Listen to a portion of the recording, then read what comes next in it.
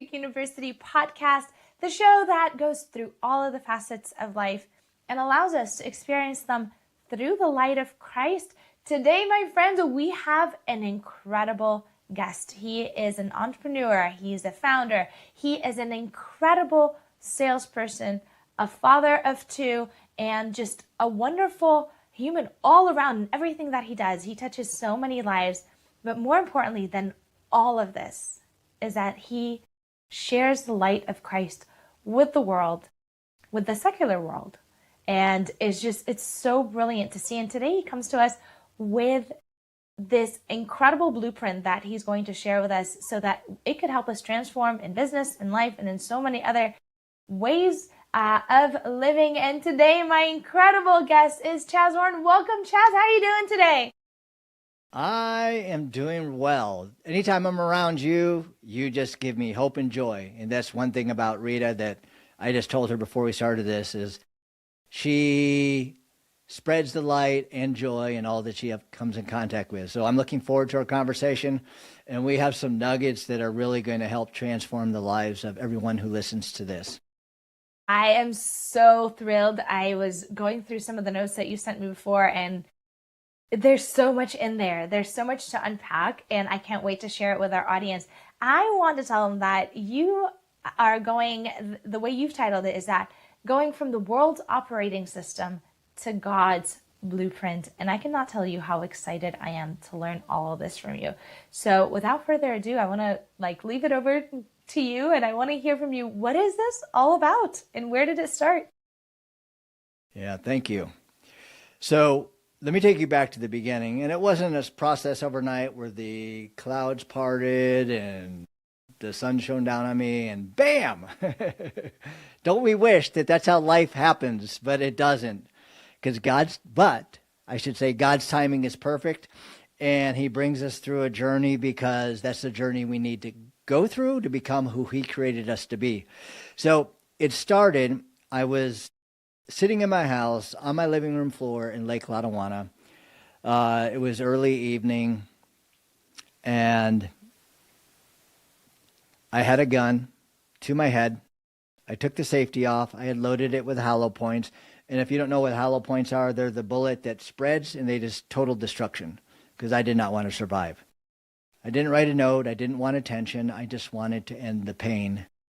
And so as I sat there with this gun to my head, tapping my finger on the trigger harder and harder, not knowing which tap, which pull would be the final, all of a sudden someone started obnoxiously knocking on my door. It wasn't your normal knock, knock, knock. It was just like bang, bang, bang, bang. And they kept knocking and knocking and knocking and knocking. And at that point in time in my life, I'm like, can I not even die in peace? That's where I was. And so finally, they didn't stop. I put the gun down, I went to the door, and I opened it, and there was this man. He was kind of out of breath. He's like, God told me to come over to your house right now. And so if it wasn't for that knock in the door in 2004, we wouldn't be having this conversation today. Now, how did they get there? Oh, a few years earlier, I was the pinnacle of my career. I was married. I had 2 kids. If you saw me from the outside, it's like, look at Chaz. Walking the walk, talking the talk, in his faith. But there was something empty on the inside. And hindsight being 2020, looking back at that, Rita, all my life I didn't know how to process my emotions. So I just shoved them down. Something happened, I shoved it down. That's what I learned. And so I went through life suppressing my emotions, not dealing with them. And for everyone out there, if you suppress your thought, if you don't process it in a healthy way, it doesn't disappear. It goes back and it rots, it metamorphosizes and comes back, not like a butterfly, but much uglier later in your life. If you've ever experienced road rage, or you were the one road raging on someone else, it's not because that person that cut you off or you cut that person off, they're so angry or you're angry. That's just a trigger that's alerting you, and what's down here all of a sudden explodes in anger or however you react. So I was crushing it in my career, breaking sales records year after year for a company that had 14 locations, year after year for 10 years. And then life in reality smacked me in the face. My mom got cancer, and thank God she moved here because she was living in Cleveland. I live in Kansas City, and she realized she had cancer, discovered it after she moved here. And she was doing hospice, and I would visit her before I went out and did my sales calls every day. And I just watched her just disappear day by day by day. And she was my business mentor. She became a really good friend. And when she died, I didn't know how to mourn. I didn't understand bereavement. And then soon after, my dad died. And then that took me to a deep, dark depression. And then I went from the top producing salesperson to the bottom. I got fired. I went through a divorce. And I got to a place of extreme bitterness. And bitterness is a cancer that will suck all the joy, anything good out of your life. And so that went on for weeks, months, and years. And that's how I got to the floor with a gun to my head in 2004. That's where I went, and that's how I got there. I was in such a, this is going to get, I'm not laughing at the situation. Being removed 21 years, I have definitely a different perspective. But I laugh like that because my mind was so distorted. And if you don't know how to spiritually and emotionally process your emotions, you're going to lack a deep, meaningful relationship with God. Yes, I believed in him, but it wasn't, oh my gosh, God sent you? Wow. It wasn't like that. It was just, okay. I go back, I don't even like to share this story. And I used to be very hesitant, but I was talking to God one time. God said, this isn't your story. This is mine, and this is about me. I'm like, okay. And I can see why. And so that is why I share this story. But when you're in a deep, dark depression, and when you're talking about, separating yourself, there's a study somewhere that says the number one determinant of you being healthy or unhealthy is if you're in a healthy community. If you separate yourself, you are doomed to a life of being sick and miserable and lacking hope and joy. And I totally separated myself from pretty much everyone. No one visited me around that time around that time in my life, because I repelled everyone. That's why it was so shocking that someone was actually at my house knocking on my door. So anyway, that's where I was, and it wasn't, hey, wow, God, thank you. I still tell that story, and sometimes I say, God, did that really happen? Because it's so surreal. If you think about that, what are the odds at that moment in time that someone would hear from God? People say, you hear from God? Yeah, right. And then go to my house. And he was obedient. Right too. at the moment, yes. If he wasn't obedient, God could have sent someone else. Think of, Queen Esther. But if he didn't act on that, I would not be here today. And it was at that exact precise moment. Because I believe I was probably about one tap, because I was tapping it harder and harder each time. It's so profound, his love for us and how he does this. Now, a lot of people think that they can find joy solely in career. I think career is it's beautiful. It's something great to have.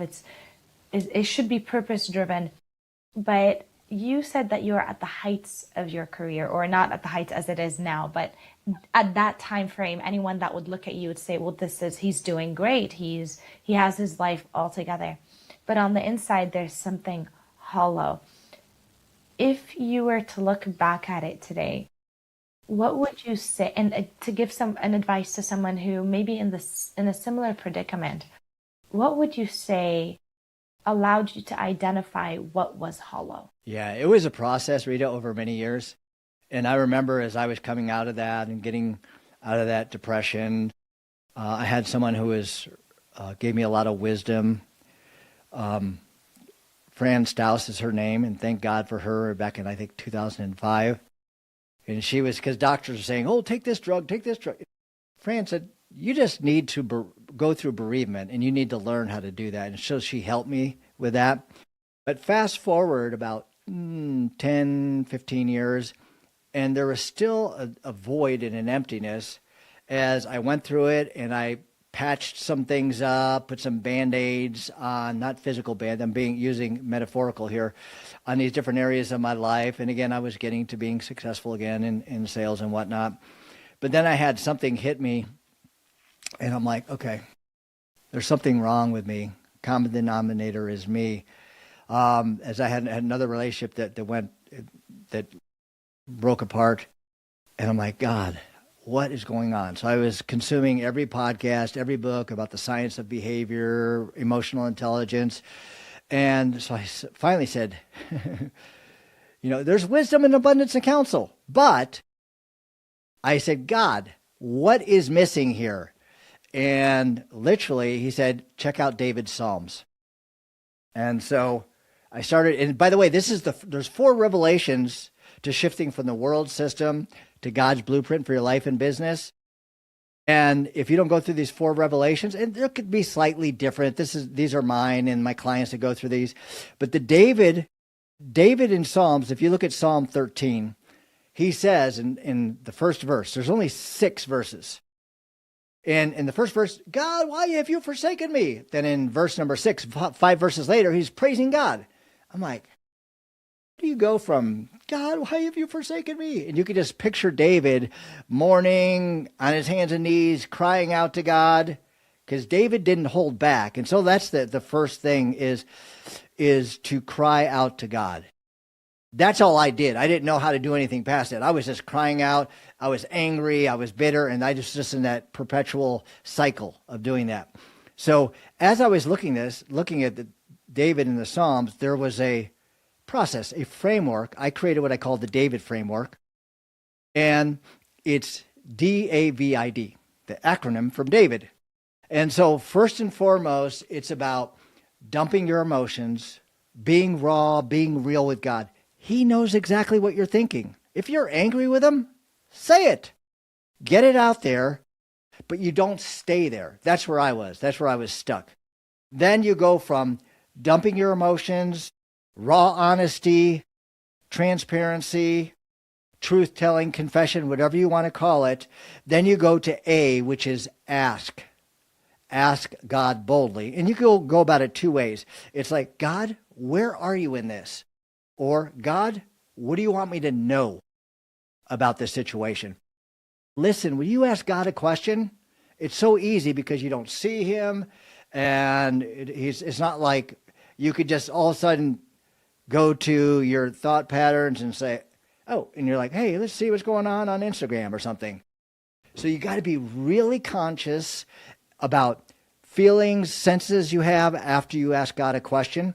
It may come from a person. It may be immediately. It may be later in the day. Be very conscious of that. Or it could be, God, deliver me from this. So you're asking God boldly.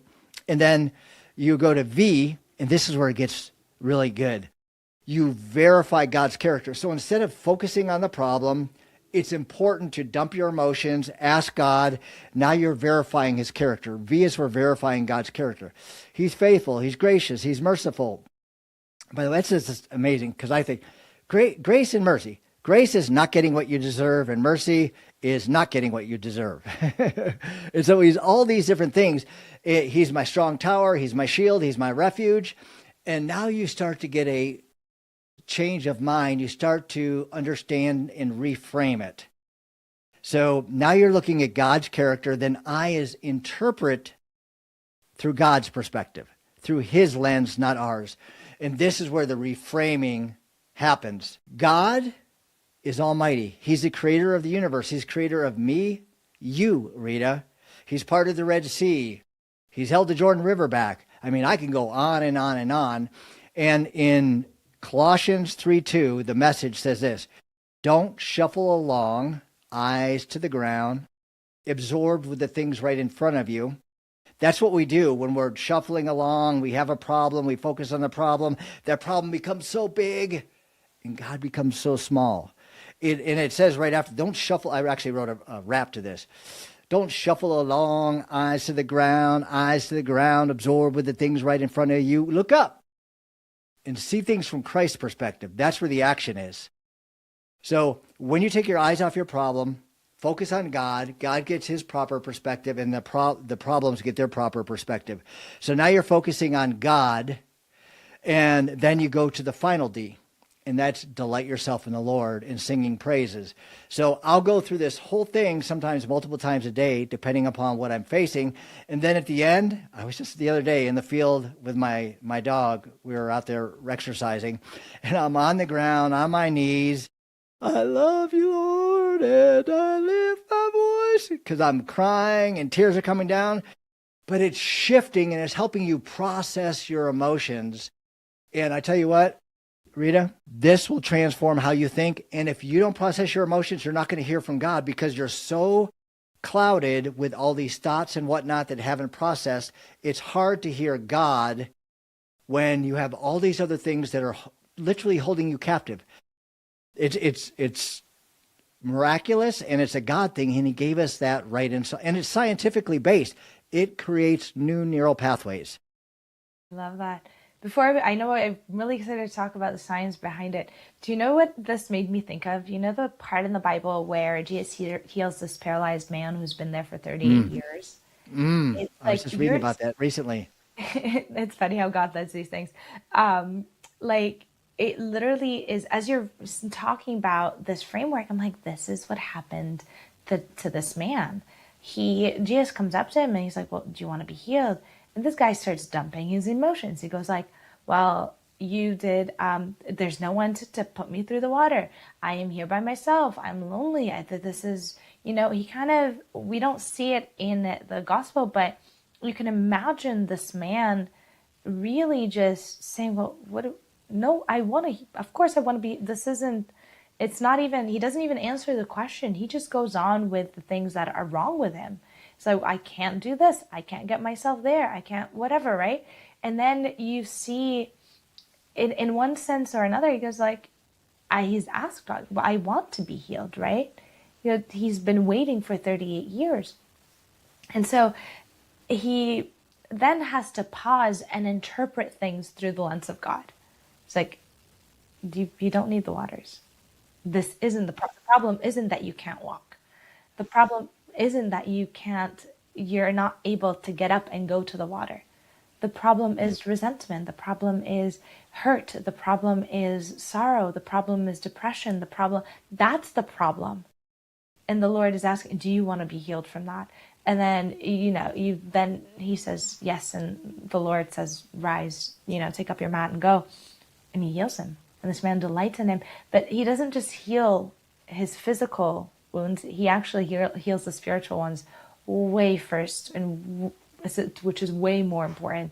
And so, I don't know. I looked at the application as you were saying this. My mind was, where is this applicable in the gospel? Apart from David, obviously, but it's so beautiful. So I love. Can I dovetail on that? Because this is a God thing. This is how God speaks to us with different ideas and someone sharing, and then you have a conversation like this. So as you're saying that's exactly right. So he's verifying God's characters. He's starting to learn that. Then he's interpreting through God, through God, because he heals him, and then he's ending by delighting himself in the Lord. That's so powerful. I may use that. So thank you. Love that. That was awesome. I think there's I want to say that the gospel is filled with these stories, but I think what we're missing most of the time is that when we look at the stories of healing in the gospel, we sometimes miss the point and interpret the point as the physical healing. Like when they say, Son of David, have mercy on us. Well, what do you want? He brings them in. He's like, what do you want? Well, we want to see. And so you see this framework comes into play like in places like that too. So you see this comes into play as well in places like this, where Christ he's healing them internally first, and then it's transferring to the outside, which I think aligns with what you're saying, the whole like success also, which we'll talk about in a minute, but business success is not independent of God either. Not in a prosperity way, but if you're whole on the inside, you are able to produce better things, better fruits. So tell me about the science behind it. What's going on with it? Yeah, I have a whole sheet that just really nerd out, but if you just boil it down to this, basically people who aren't emotional, and we're in a fallen world and we all struggle with this. We all struggle with fears. If you trusted God like you should, everyone out there would not have fear, because God's love is perfect, and his perfect love casts out fear. So we all have this issue and this problem. Sometimes we think we're all alone, and that's why we isolate ourselves, because no one's like that, because we protect ourselves from communicating what we're really going through, because it will make us appear less than. And image in this day and age with social media and everything can be everything to us. And that is a false identity that we'll talk about here in a minute. But the science basically is, here's an event, a thought comes into your mind, and that triggers fear, worry, anxiety. And then you deal with it. It's like, I want to look at this, start scrolling. You want that dopamine hit. Or I'm going to do this, or I'm going to eat. I'm going to drink, or I'm going to do drugs, whatever it is. There's all sorts of different things that we do, and we just repeat that cycle over and over again.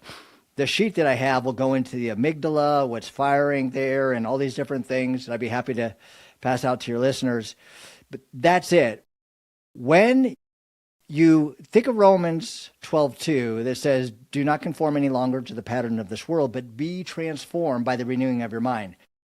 That verse has so much meaning to me now. I was watching a video of a neural pathway being created, and your brain is constantly either doing the same neural pathways over and over and over again, where the thought, the fear, the trigger, the fear, the anger, whatever it is that you do, and then you dopamine hit. As I was going through this process, I encountered someone very close to me. They said something that was very hurtful.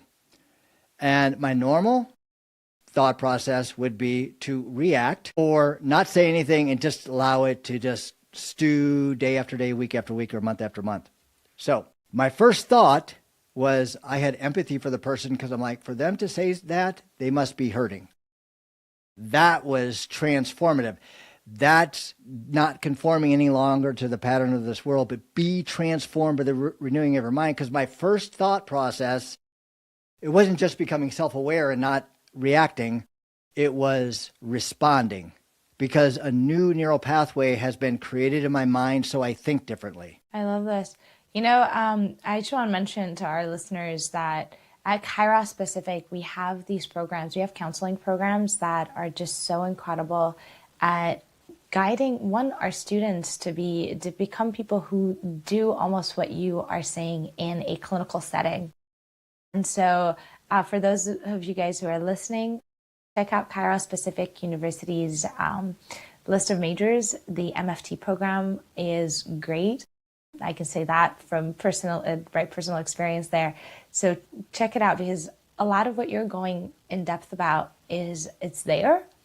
And not only that, obviously the students will get to become licensed clinicians as well, hopefully in their respective states and internationally. So that's the exciting portion of it.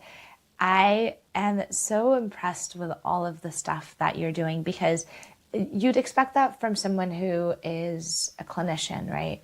Someone who's studied psychology, or this is their field. But you are going to take this and you're going to implement it into business. And people think that these things are separate, but you've brought them together. I want to know how we can take what you're doing and put it in business. How can we become better at it as a result of the framework? Yeah, so the David framework is the first revelation, and there's 4.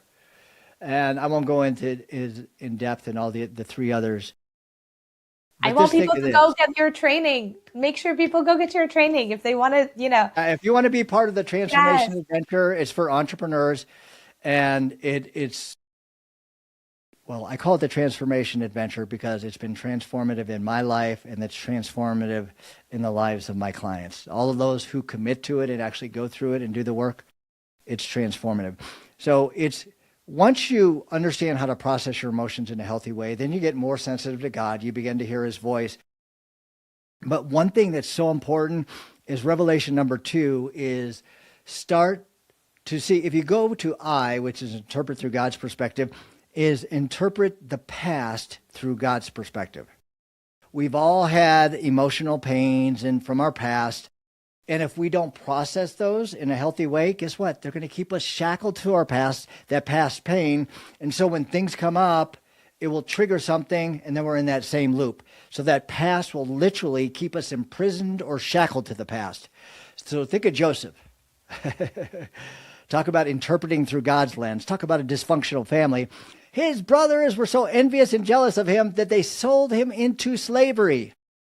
And it wasn't for like a day or a week or something, because big brothers can be mean. He was there for years. They tore his coat up and dipped it in blood and then took it to his dad, and Joseph was his favorite, and now it made his dad miserable. I mean, he just wanted to die because that was his favorite son. But over years and years and years, Joseph, as a prisoner, as a slave, he ends up, I can't remember how many years, a decade or something like this, miraculously, he becomes second in charge of Egypt. Pretty incredible journey. And then his brothers see him as there's a famine in the land, and Joseph's in charge of passing out food. And then they realize this is their brother from over a decade ago, and they're shaking in their boots. And he said, basically, this is the Chaz version. He said, basically, hey, don't be afraid. What you meant for evil, God meant for good. Talk about interpreting through God's lens. And so what I do in the Transformation Adventure, I actually interview people and I write their mini novel, and it's cinematic. It brings them back, and I give them prompts to pray through this and asking God, where were you in this time in my life? Where were you at this time in my life?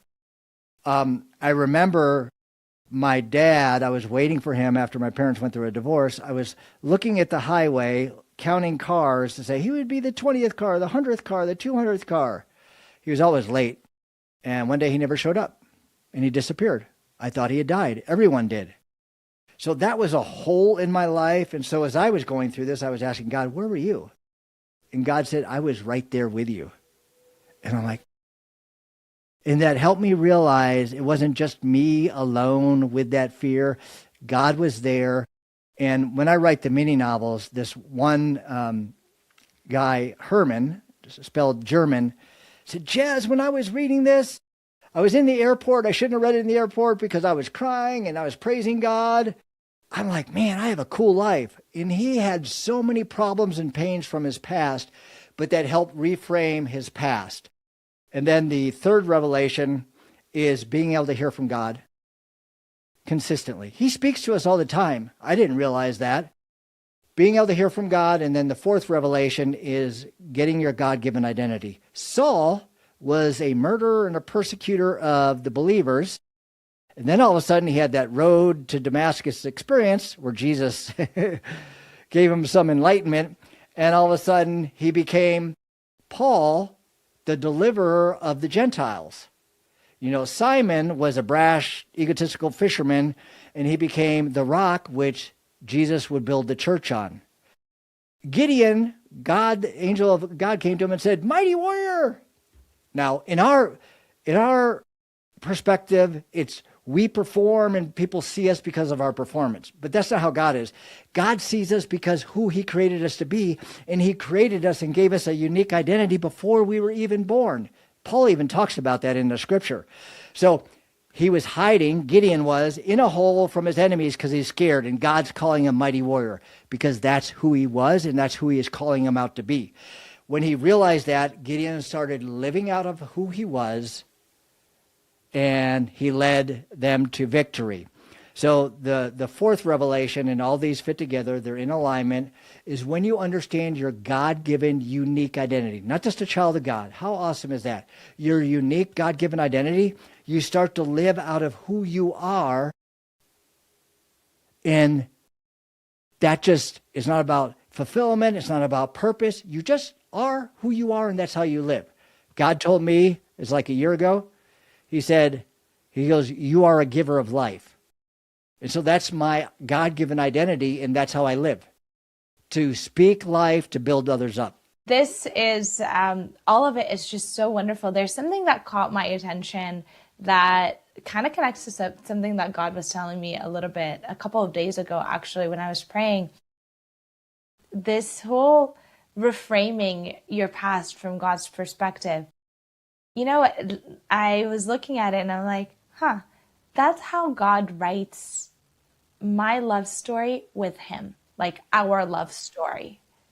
And it's unique and it's different from your love story, right? And then when you were saying, well, God said, let me share this. I should share this because it's his. I'm thinking in my head, I'm like, it's because it's our love story, like mine and God's. So it doesn't belong to me. The shame belongs to me, right? But then he took that shame and he transformed it. And he took those things and he completely changed everything about it. This framework is just, it's so wonderful. And I know that you have worked with so many different clients. I want to hear from you a little bit of how you've seen their lives change and how our listeners, if they want to connect with you, they can also see their life change in these perspective as well. Yeah, it's everything we do up here is up here or here. The original language, and watch over your heart with due diligence, for from it flow the springs of life. I encourage people to look up in the original language what heart meant, because it was like not just your mind, it was like everything, all encompassing. And so it's in business, entrepreneurs are looking for a better tactic, a better strategy, a better technique. And if you don't have your mind, you have your heart right, all of that's going to be meaningless. You're going to be empty like I was here at the top of my career, thinking about, look at this. I was living on a foundation of house of cards because it was out of my ego. When you realize who you are, everything shifts. And I could share testimony after testimony after testimony. The bottom line are people move from fear, uncertainty, and stress to clarity, peace, and joy. Imagine you're walking around with a backpack with 500 pounds of weights and rocks in there. And that's all that stuff that you haven't worked through. That's you trying to live on your own strength. And so what happens is testimony after testimony where people are like, you know what? I no longer am living in my finite strength and understanding. Think about that. We have control over very little. It's about what we do and how we respond or react to something. God is in control of everything. I don't know how that all works because we have free will. Maybe when I get to heaven, I'll probably be like so excited to be in God's presence, I'll even forget about it, or it won't matter anymore. But bottom line is, it takes that backpack off, it clears your mind, and you begin to hear from God. So you're operating on his clarity and his direction. Again, he's infinite. He's all-knowing. In James, it talks about, let him ask of God for wisdom. And he talks about he gives generously. But the point with that is you need to ask for courage, I found. Because maybe, Rita, you can relate to this. Because God, when he gives you wisdom, it's usually to do something that's outside your comfort zone. Why? Because you have to trust him. And that's where the courage comes in. So have you ever had a thought? It's like for instance, I was praying and asked God about some different things, and he kept putting this old client in my mind. I'm like, what do you want me to do? And I just knew it was God, and it was going to do something that I didn't want to do. So basically, he told me to send this guy $1,000. Okay. And I'm like, okay. I just want to be obedient, and I want to act quickly. So the entrepreneurs that go through this journey, they go from stress, worry, fear, uncertainty to clarity, joy, peace, and they start operating from God's perspective. Like the other day I was listening to God, I'm like, what do you want me to do with this situation to reach the right people for the transformation adventure? And it was clear as day. Throw your nets on the other side of the boat. When God speaks to you, it has to be in alignment with Scripture. And that goes to when Jesus first saw the disciples. They weren't the disciples at the time, they were just fishermen. And they weren't catching anything. They were tired, and they were washing the nets out. And he's like, this guy who's not a fisherman says, throw them on the other side of the boat. And guess what? Boom, that thing was loaded, tearing the net. The boats were sinking. They had to get help. So I'm still working through what the other side of the boat is. I just got a revelation of what that meant earlier. I journaled it. I forgot it. One of the things was to contact someone that I hadn't thought of before. It was something different. So when you start operating on what you know instead of what God says, that's what we usually do. The biggest transformation is you start operating on what God says and instead of what you know. I want your listeners to think about that, because that's revolutionary. It's so easy throughout the day. Oh, I'm going to do this. I'm going to do this. I know this. This is my expertise. Well, your expertise is like this compared to God's. So now I'm constantly going to God. What do you want me to do in this situation? What do you want me to know? That's the questions to ask him. You go with truth tell, form change, which leads to transformation. But the bottom line is begin to operate from what God says instead of what you know. That is transformative.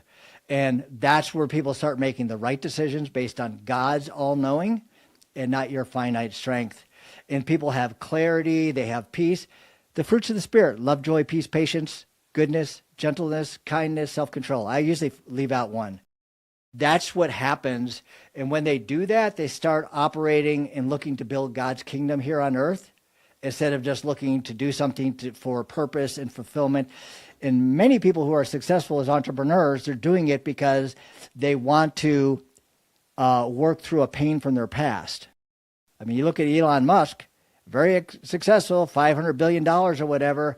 You look at his childhood. I mean, his father tortured him. And, pray for him, but he's leveraged that pain into being, a mega billionaire. I mean, what good is that if you don't have peace here? Very true. What profits a man if he gains the whole world and forfeits his soul? Right? And that's essentially where it comes down to. It's quite fascinating to see the transformation that God has put you through. And what's even more exciting to me is that people who see you, it's almost like people who saw you then didn't think there was anything wrong. And then there was something. And then people who see you now would not, and it's almost like this reset that God kind of does. And I wish that people would see that there are struggles that a person has gone through to get them to the point where they have this faith.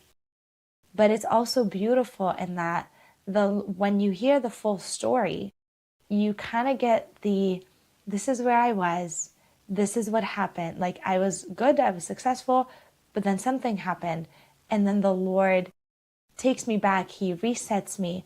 And now I'm like, it's almost like now you're back to doing things that you were so skilled at, but now you're doing it 1,000 times better through the glory of God. It's kind of like Christ looking at Peter and says, I will make you a fisher of men. You see those skill sets that you have, those skill sets that you got from sales, from running these incredible companies, from doing all these wonderful things that you had when you were a success. You see those skill sets? Well, now I'm going to take those and I'm going to put them in a place where you are going to become a salesman for Christ, right? As in to kind of like mirror what Jesus was saying to Peter, a fisher of men, right? And so it's so incredible.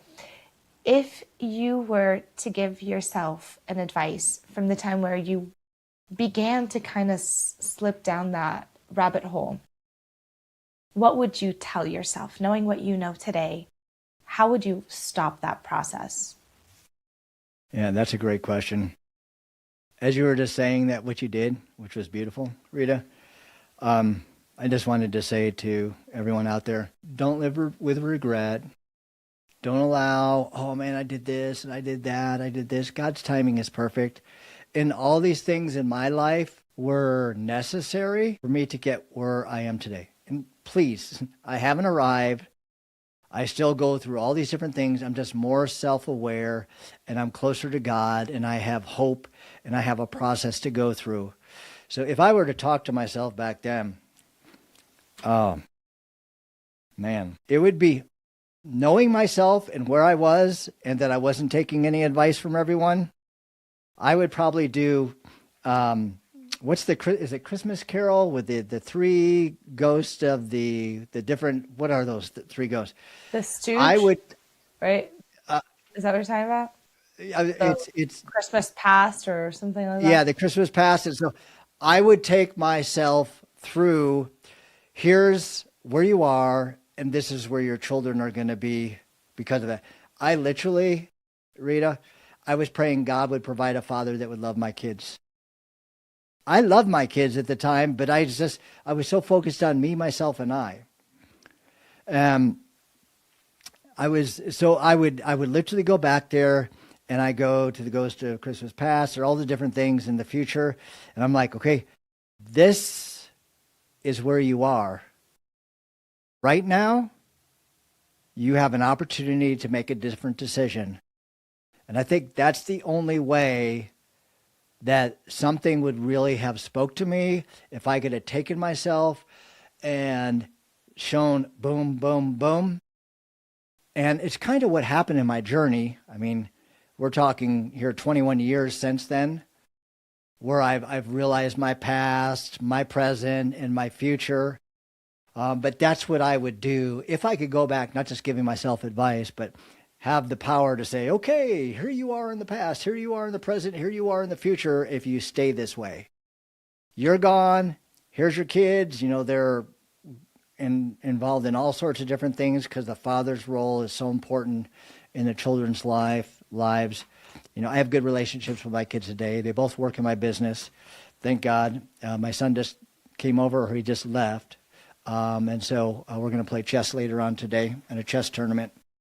I said, let's play. He goes, I said, 3 games. He goes, that's not a tournament, Dad. I said, whatever, the best of 3, whatever you want to call it. But that's what I would do, Rita. And I just encourage everyone out there, what you're going through and whatnot, God uses each and every part of the past, the good, the bad, and the ugly, to transform you who he created you to be. Just like Gideon in the hole, scared, shaking in his boots, he said, mighty warrior. He wants to speak the truth into who you are, and he's going to take you through something. It's not going to be pleasant, but it's going to be necessary, and you're going to look back and say, thank you, Lord, that I went through all this past pain. Thank you that you were there. I love the verse that says, I'm the Lord your God who takes hold of your right hand and says to you, do not fear, I will help you.